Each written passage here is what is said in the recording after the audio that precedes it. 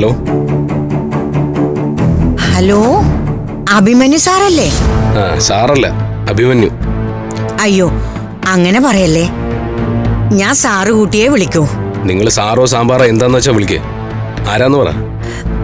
അപ്പോ സാറിന് എന്നെ മനസ്സിലായില്ല. ഞാൻ സാറിന്റെ ഒരു വെൽവിഷറാ. ആ ഐഡന്റിറ്റി വെളിപ്പെടുത്താത്തവരോട് ഞാൻ പൊതുവെ സംസാരിക്കാറില്ല. സോറി. അയ്യോ വെക്കല്ലേ, എനിക്കൊരു പ്രധാനപ്പെട്ട കാര്യം പറയാനുണ്ട്. നിങ്ങൾ ആരാന്ന് പറ. ഞാനൊരു യുവതി, സുന്ദരി, കോമളാംഗി, അത്രേ പറഞ്ഞാ മതി. പക്ഷേ ഞാൻ പറയാൻ പോകുന്ന കാര്യം അറിയണം. സാറിന് വേണ്ടപ്പെട്ട കാര്യാ. പഞ്ചരത്നത്തിലെ അമൃതയായിട്ട് സാറ് സ്നേഹത്തിലാണെന്നും കല്യാണം കഴിക്കാൻ പോവാണെന്ന് എനിക്കറിയാം. അതുകൊണ്ടേ അമൃതയെ ഒന്ന് ശ്രദ്ധിക്കണം.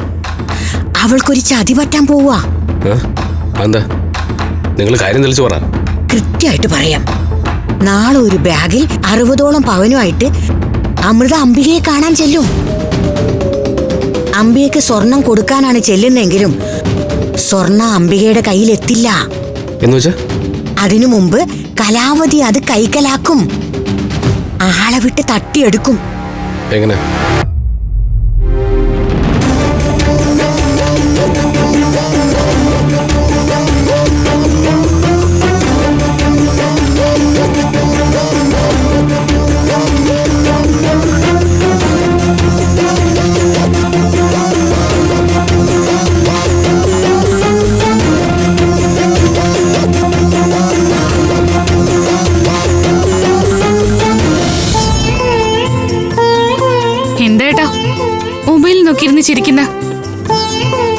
എന്നെ ഇപ്പൊ ഒരു സുന്ദരി വിളിച്ചിട്ട് അങ്ങോട്ട് വച്ചോളൂ.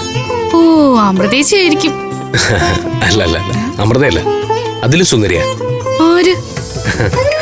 ഒരു യുവതി, സുന്ദരിയും കോമളാംഗിയൊക്കെ ആയിട്ടുള്ള ഒരാ. ഒന്ന് പോയേട്ടാ, ഏട്ടന്റെ മനസ്സിൽ ഒരു സുന്ദരിയേ ഉള്ളൂ എന്ന് എനിക്കറിയാം.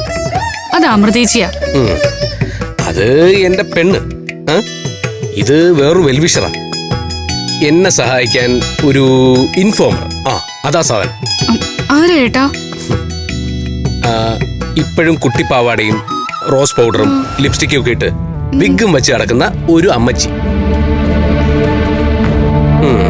വിവരം അടുത്തൂടെ പോലും പോയിട്ടില്ല. അവരെത്ര ശബ്ദം മാറ്റി വിളിച്ചാലും ഞാൻ അവരെ തിരിച്ചറിയുന്നുള്ള ബുദ്ധി വേണ്ടേ? അതാരേട്ടാ? നമ്മുടെ കാറ്ററിംഗ് സർവീസിൽ ജോലിക്ക് നിൽക്കുമ്പോഴത്തേക്ക് അവര് പരുത്തിപ്പാറ സുലോചനയായിരുന്നു. കാശടിച്ചു മാറ്റി മൂന്നാർ ജോലിക്ക് പോയപ്പോഴത്തേക്ക് രാജമ്മയായി മാറി. പിന്നെ പഞ്ചരത്നത്തില് അവര് സിസിലി ഡിസൂസ. അയ്യോ ആ കള്ളിയോ? അവരെന്തിനാ ഏട്ടനെ വിളിച്ചത്? ഇൻഫോർമേഷൻ.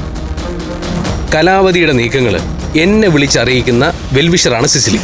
അവര് വിശ്വസിക്കില്ലേ ഏട്ടാ? നാക്കെടുത്ത നുണ മാത്രം പറയുന്ന സ്ത്രീയാ.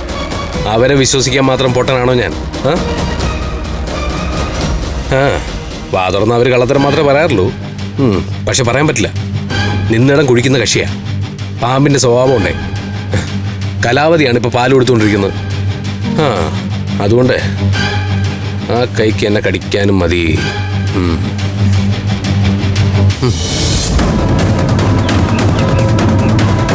ദിവ്യപ്രഭ പറഞ്ഞതനുസരിച്ച് രാവിലെ 8:30 മണിയോടെ ചന്ദ്രസേനനും അമൃതയും പഞ്ചരത്നത്തിൽ ഇറങ്ങും. അവർ പോകുന്നത് കോഓപ്പറേറ്റീവ് ബാങ്കിൻ്റെ മുന്നിലുള്ള ബസ് സ്റ്റോപ്പിലേക്കാണ്. പക്ഷേ അവിടെ ചിലപ്പോൾ ആളുകളുണ്ടാകാൻ സാധ്യതയുണ്ട്. ഒരുപാട് ആളുകളുള്ള സ്ഥലത്ത് വെച്ച് എന്തെങ്കിലും ചെയ്താൽ അത് പ്രശ്നമാണ്. ചേച്ചി, ഞാനത് കണക്ക് കൂട്ടി. പഞ്ചരത്നത്തിൻ്റെ ഗേറ്റിൻ്റെ തൊട്ട് മുന്നിലാണെങ്കിൽ ഒരു പ്രശ്നവും. രാവിലെ ആയതുകൊണ്ട് തന്നെ കസ്റ്റമേഴ്സൊന്നും ഉണ്ടാവില്ല. ജീവനക്കാർ ഉച്ചയൂണ് തയ്യാറാക്കാൻ അകത്തുമായിരിക്കും. ഏറ്റവും പറ്റിയ സ്ഥലം അതാണ്. എന്നിട്ട് ഞാൻ അയച്ച 2 പേരും ബൈക്കിൽ അവിടെ എത്തുന്നു. 2 പേര് ഹെൽമെറ്റ് വെച്ചിരിക്കുന്നുണ്ട്. ആളെ തിരിച്ചറിയില്ല. അവർ ഗേറ്റിൽ കാത്തു നിൽക്കും.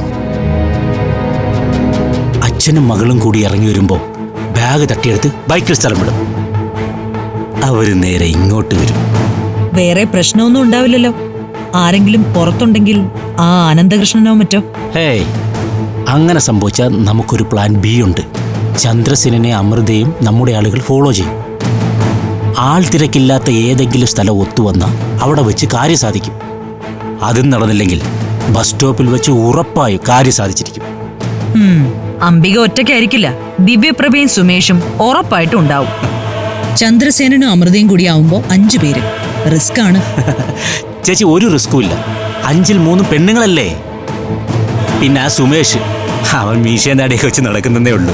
അടിയെന്ന് എഴുതി കാണിച്ചാലേ ഒറ്റ ഓട്ടം ഓടും. പിന്നെ ആ ചന്ദ്രസേനൻ, അയാൾ വയസ്സരാ, എന്തിനാണ് ഒറ്റയ്ക്ക് ഇന്ന്? എന്റെ കണക്കൂട്ടലനുസരിച്ച് ആ 60 പവൻ സ്വർണവും 9:30 മണിയാകുമ്പോൾ നമ്മുടെ അലമാരയിലിരിക്കും. ഫ്ലവേഴ്സ് ഒരുക്കുന്ന കാഴ്ച വസന്തം യൂട്യൂബിൽ പ്രേക്ഷകർക്ക് ലൈവായി കാണാം. ഫ്ലവേഴ്സ് കോമഡിയിൽ ജോയിൻ ചെയ്യൂ, ആസ്വദിക്കൂ.